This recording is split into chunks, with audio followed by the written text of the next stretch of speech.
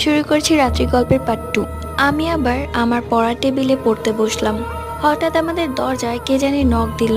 অনেক রাত, দেন দেখতে গেলাম কেউ ছিল না। যখন দরজা আবার আটকে আসতে নিলাম, হঠাৎ আমার বিড়াল এক জায়গায় এক নজরে অনেকক্ষণ তাকিয়ে আছে। আমি বললাম, ব্লাকি কই তাকিয়ে আছো? তখন ওকে নিয়ে আমার রুমে আসলাম।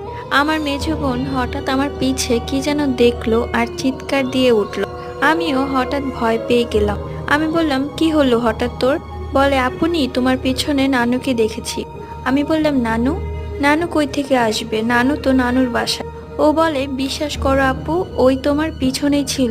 আমি বলি, ভুল দেখেছো। পরে ওরে সান্ত্বনা দিয়ে ওরে বললাম, অনেক রাত হয়েছে, তুমি এবার নিজের রুমে গিয়ে ঘুমিয়ে থাকো। ও বলে, না তুমিও চলো, আমাদের সাথে ঘুমাবে। আমি বললাম, ঠিক আছে। পরে লেখা শেষ করে আমিও গেলাম ঘুমাতে। যখন শুয়ে পড়লাম, হঠাৎ করে পরবর্তী